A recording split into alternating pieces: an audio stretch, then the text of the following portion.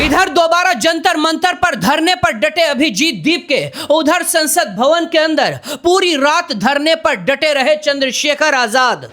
छात्रों पर लाठीचार्ज के बाद पंजाब से हजारों किसानों का दिल्ली कूच, शंभू बॉर्डर की तरफ बढ़े हजारों किसान। दिल्ली पुलिस से हुई बड़ी भूल।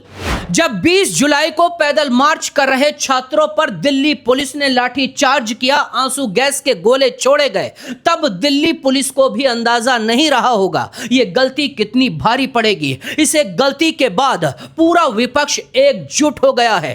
पहली बार ऐसा मौका मिला जब विपक्ष एकजुट होकर संसद से सड़क तक सरकार को घेर रहा है। चंद्रशेखर रावण संसद भवन के अंदर पूरी रात अंबेडकर साहब के प्रतिमा के नीचे प्रदर्शन पर डटे रहे। यह चंद्रशेखर की वो तस्वीर है जब चंद्रशेखर पूरी रात प्रदर्शन पर बैठे हुए थे। अंबेडकर साहब के प्रतिमा के नीचे चंद्रशेखर ने टेंट लगाया था, बाकायदा एक छोटा टेंट लगाया और पूरी रात यहां पर बैठे हुए थे। आज संसद के मॉनसून सत्र का दूसरा दिन है। चंद्रशेखर रावण की सीधी मांग थी उन दिल्ली पुलिस के अधिकारियों और पुलिसकर्मियों को सस्पेंड किया जाना चाहिए जिन्होंने बेगुनाह छात्रों पर एक्शन लिया है। संसद के अंदर चंद्रशेखर रावण थे, लेकिन जंतर मंतर के अंदर अभिजीत दीप के दोबारा प्रोटेस्ट शुरू कर देते हैं। जैसे ही रात के 12 बजते हैं, अभिजीत के कई साथी जंतर मंतर पर पहुंचते हैं। जो कुछ देर के लिए जंतर मंतर पूरी तरह से खाली कर दिया गया था, उसी जंतर मंतर को, उसी स्टेज को दोबारा तैयार किया जाता है और आधी रात में ही छात्रों की संख्या जुटाई जाती है। इसके बाद अभिजीत के साथ पूरी टीम दोबारा उस प्रोटेस्ट को शुरू करती है जो पिछले 1 महीने से चल रहा था और अभिजीत यहां पर एक बहुत बड़ा ऐलान कर देते हैं। अभिजीत दीपके ने कहा, मैं अपने सभी समर्थकों से माफी मांगता हूं, खासकर उन लड़कियों से जिन्हें पुरुष पुलिस अधिकारियों ने बेरहमी से पीटा, सिर्फ एक धर्मेंद्र प्रधान को बचाने के लिए, जो 20 से ज्यादा छात्रों की मौत के लिए जिम्मेदार हैं। खास सरकार और भी कई युवा छात्रों का लहू बहाने के लिए तैयार थी। मैं हर घायल के साथ रोया हूं। अब ये प्रदर्शन तभी खत्म होगा जब सरकार हमारी शर्तें मानेगी। एक तरफ अभिजीत दोबारा प्रदर्शन पर डटे, लेकिन दूसरी तरफ दिल्ली पुलिस भी बड़े एक्शन की तैयारी में है। सोमवार को हुए प्रोटेस्ट मार्च के दौरान हिंसा को लेकर दिल्ली पुलिस ने Connaught palace police station, parliament street police station और अन्य पुलिस स्टेशनों में 5-5 FIR दर्ज की है। पुलिस ने बताया कि CCTV के जरिए आरोपियों की पहचान की जा रही है। यानी कल जो हुआ उसके बाद पुलिस ने 5 FIR दर्ज की हैं अलग अलग थानों में। अब कैमरों की फुटेज के आधार पर पुलिस उन छात्रों को, उन लोगों को पहचानेगी, उन लोगों पर एक्शन लेगी जो इस पूरे प्रोटेस्ट में बढ़ चढ़कर हिस्सा ले रहे थे। यानी छात्र दोबारा मुश्किल में आने वाले हैं। एक तरफ पुलिस कई तरह की दलीलें दे रही है। पुलिस का कहना है छात्र उग्र हो रहे थे, लेकिन पुलिस के एक्शन को देखने के बाद इस देश के कई बड़े लोगों ने पुलिस के खिलाफ आवाज उठानी शुरू कर दी है। दिलजीत दोसांझ, जो अब तक कॉकरोच जनता पार्टी सोनम वांगचुक पर चुप्पी साध कर बैठे थे, पुलिस के एक्शन के बाद जब छात्रों की पिटाई की गई, दिलजीत दोसांझ भी बोल उठे। दिलजीत दोसांझ ने कहा, आज जो हुआ वो बहुत बुरा हुआ। स्टूडेंट के साथ ऐसा नहीं होना चाहिए था। मैं अथॉरिटीज से रिक्वेस्ट करता हूं कि स्टूडेंट की डिमांड्स को सुन लिया जाए। लोगों की आवाज रब की आवाज होती है। मेरे पर तो पहले से ही एंटी नेशनलिस्ट होने का टैग लग चुका है। वैसे भी मुझे एंटी नेशनल कहा जाता है। किसान प्रोटेस्ट के बाद से ही मुझे बहुत सारे बैकलैश और लीगल प्रॉब्लम का सामना करना पड़ा है, जिन पर मैं डिस्कशन नहीं कर सकता। बाकी सब ये रब देख रहा है।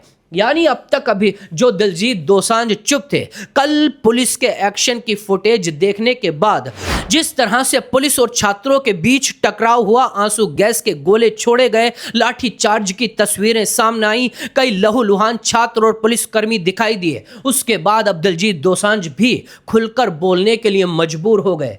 उन्होंने सोशल मीडिया पर यह पूरी बात लिखी है। दिलजीत की तरह प्रियंका गांधी भी आज बेहद गुस्से में थी जब संसद भवन आज प्रियंका प्रियंका गांधी दूसरे दिन संसद भवन पहुंचती हैं तो प्रियंका गांधी कहती हैं, कांग्रेस सांसद प्रियंका गांधी वाड्रा ने कहा, ये देश के युवा हैं और इनके माँ बाप इन्हें लोन लेकर पढ़ाते हैं। ये कितनी मुश्किल परिस्थिति है। बच्चा कह रहा है कि मैं क्या अब संघर्ष ही करता रहूंगा। ये बहुत गंभीर मामला है, इसे हल्के में नहीं लिया जा सकता। आज बच्चे बहुत दुखी हैं। ये सदन ही युवा का है, हम सबको उन्होंने ही यहां रखा है। मोदी जी एंटी यूथ हैं, एंटी गरीब हैं और एंटी किसान हैं। 12 साल हो गए हैं, आप सब देख रहे हैं। बच्चों की आवाज आप सुन लीजिए और मंत्री से इस्तीफा दिलवाइए। एक जमाना था जब मंत्री जिम्मेदारी लेते थे, आप भी जिम्मेदारी लीजिए और सिस्टम को दुरुस्त कीजिए। यानी राहुल गांधी के बाद प्रियंका गांधी ने भी मुखर होकर सरकार पर निशाना साधा है। लेकिन एक तस्वीर यह भी है, उसी संसद में आई कंगना रनौत ने कहा, कॉकरोच जनता पार्टी के प्रदर्शन पर कंगना रनौत ने कहा कि संसद भवन के अंदर हम सब डरे हुए थे।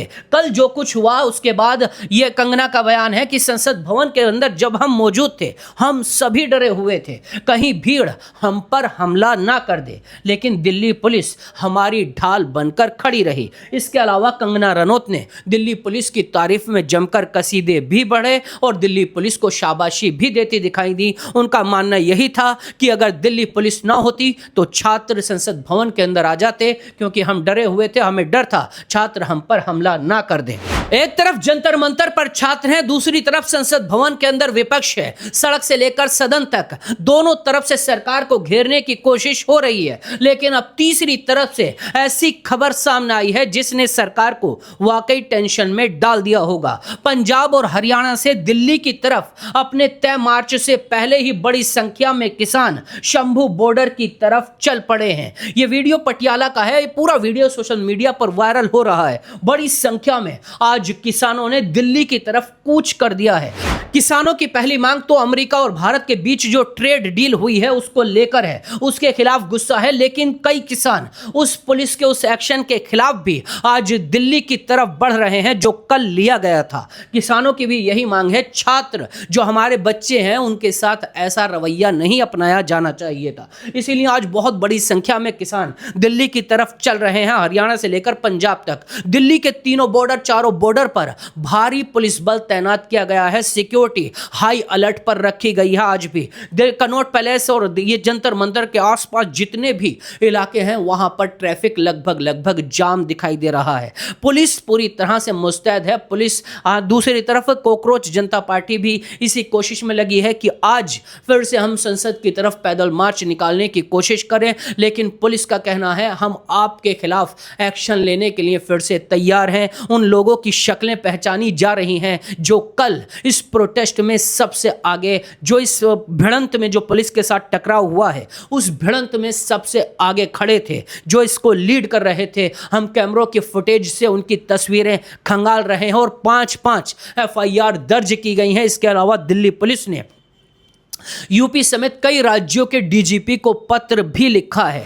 यानी पुलिस अब सीधा छात्रों पर एक्शन के मूड में दिखाई दे रही है। लेकिन इस सब के उलट एक सच ये भी है, पहली बार विपक्ष सीजेपी के मुद्दे पर एकजुट दिखाई दे रहा है। विपक्ष का एक भी नेता ऐसा नहीं है जिसकी अलग राय हो।